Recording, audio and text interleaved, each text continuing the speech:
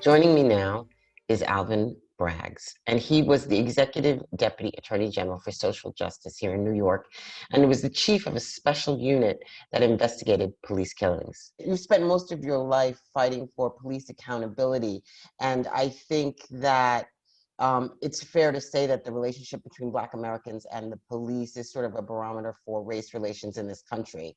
And I just want to sort of really touch base with you and get your thoughts on what's been happening in the last few weeks. And really, it goes back many, many, many years and decades and hundreds of years, actually. Tell me what you think is the core of the problem right now. It's embedded in the history of the country, and it's sort of, I view it as race and power intertwined. Supreme Court decision in Dred Scott, where our highest court in the land said that a Black man was very gender specific, doesn't have any rights that a white man is bound to respect. Through Emmett Till, which was wasn't in the first instance police action, but was a private mob, which ties us into what happened in Central Park. It doesn't have to be the police directly; it could be someone kind of, a private actor enlisting the police or doing police-like activities. When I say race and power, because, we have seen over the years, and I've been involved in cases over the years, with Black police officers too. And so it's deeply embedded, right? This perception that the use of force to control, Black bodies, and the way it is used, by the power structure. And I just wanted to note that, sometimes that involves, Black police officers too doing it. So I want to just, you mentioned the Central Park incident here that happened in Manhattan here in New York.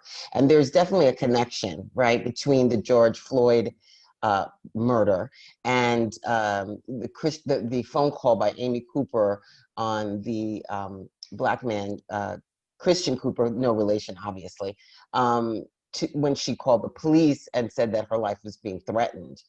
Can you draw that correlation for me? Sure. She knew exactly what she was doing, right? I don't know which award it is, whether it's an Oscar or an Emmy, but I mean, the sort of the fake weepiness, the saying, this is an African-American man threatening me. By the way, I love the use of African-American by the threats. Like, I'm going to use this politically correct term while I'm in the middle of, insulting all Black people. But yeah, they're intertwined, and we've seen it time and time again. Again, I guess Emmett Till is a good example with sort of the enlisting a private, mob to come to the quote rescue of a white woman, and so it's intertwined. That she knew, the type of police response that would come to sort of a threatening African-American man call. You could very well be talking about a very different outcome had they come in response to that call. So I think they're really connected. And some people say, well, Christian Cooper's alive. I actually listed him in an article I wrote the other day with the names of, Ahmaud Arbery and George Floyd. And someone said, well, he's still alive. Why'd you list him? Because it's all connected, and he's, by force of circumstance, he's alive. But the same underlying conduct is leading to these outcomes. And we need to talk about them in an integrated way and not in this sort of episodic, one to another. It's this connective tissue, and we need to diagnose it as a whole. I mean, essentially, that phone call was a threat. No doubt about it. And it's a threat, and it's dangerous. I've called on the district attorney to bring charges because it's a threat, it's dangerous, and it's also unlawful. And there's so many more examples, right? The Black women who were playing golf, quote, too slowly. The young a Black girl who was selling water, 8 years old, I believe, without a permit, and a white woman called the police on her. We've got to, we have to, the government has a responsibility, not just those responding on Twitter. We can sort of, the government has a responsibility to use government power to address these ills. You wrote a really interesting article in the Medium, I believe, about called Black People at Risk Every Moment of the Day. What were some of your thoughts that you wanted to bring forward when you wrote that article? First and foremost, it was cathartic for me. I mean, I've been spending a lot of time talking to my two children, 10 years old and 14-year-old. We need to be thinking about next steps so that they're not having the same conversations with their kids, and to connect all of the various incidents so that we're not talking about them them separately. We need to protest, we need to sue, we need to prosecute. We're not going to have someone who works day in, day out with the police, investigate a murder by a police officer. We're not going to do it. We need to sort of have that in the law. We've got an executive order in New York, but it needs to be law. Legislature, I was encouraged. Looks like they're going to move on New York Civil Rights Law 50A, which is a law which provides undue protection to police officers' personnel records. Officers have histories, and if we can know these histories and flag them of prior discipline and complaints, we might be able to prevent incidents. We shouldn't be seeing our law enforcement leaders just in this reactive state. Should be proactive, being proactive, getting independence, having transparency. Gone should be the days when we have one of these investigations and it says, "Oh, well, grand jury decided, can't tell you anything more."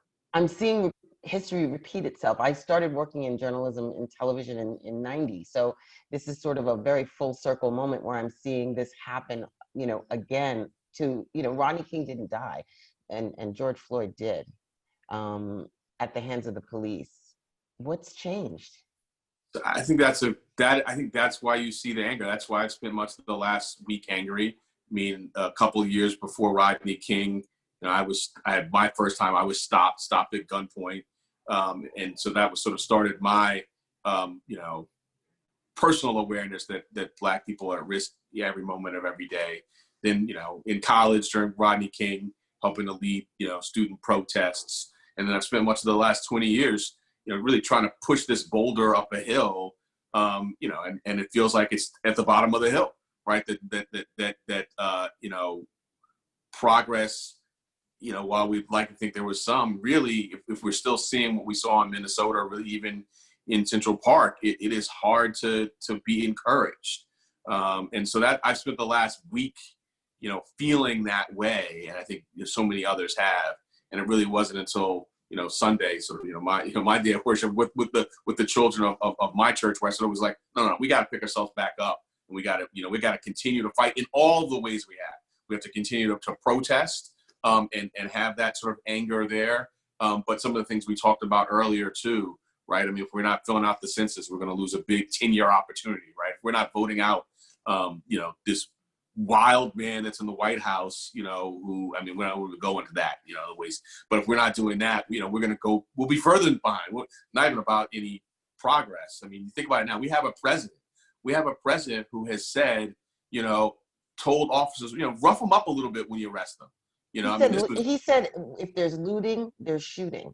Even long before this, he made this sort of rough it up comment 2 or 3 years ago, right? And then you had Charlottesville, embracing white nationalism. It's all connected. We need new leadership. I mean, I think a reason why this feels even worse. I mean, the video is terrible. The conduct is terrible. And I think it's one of the worst. I've seen other ones, the shooting in the back in South Carolina and the planting of the taser. All these videos are gruesome and hard to watch. But it feels like this is even worse because of the voids of leadership. I don't know. It's a difficult conversation to have because there's so many prongs to the problem. There's so many issues that are at stake, and it's so deep that I don't know how any change can be made without going to the primal wound. Discussing the primal wound, you have to have the diagnosis right, in order to have the right cure. So, calling it what it is, this sort of connective tissue of racism and power that runs throughout the history of our country, I think we must do that. That's got to be the starting point. But then some of the specific things I talked about earlier really would be fundamental shifts, right? Throughout the history of our country, the people who are doing this are people who are kind of working hand in hand, and who, prosecuting these cases are hand in hand. So that's, I think, a fundamental shift. I think reporting out, like we did at the Attorney General's office, and telling everyone the findings is something, we got to put as much out in the public so people can see. The proliferation of video, I think, has helped with public awareness, right? Like I knew and you knew. I've known since the first gun stop stop on my corner, in 1980s Harlem. I didn't need a video, but I think others sadly did. Isn't New York City one of the most secretive as far as police, their background and their things that they've done in their career. Is that correct? That is correct. The 50A, which I'm hoping and sort of have one, the word is it may be repealed within a matter of a week. The governor and the mayor both have now gone on record saying they support that repeal, which has not been always the case. They've supported it.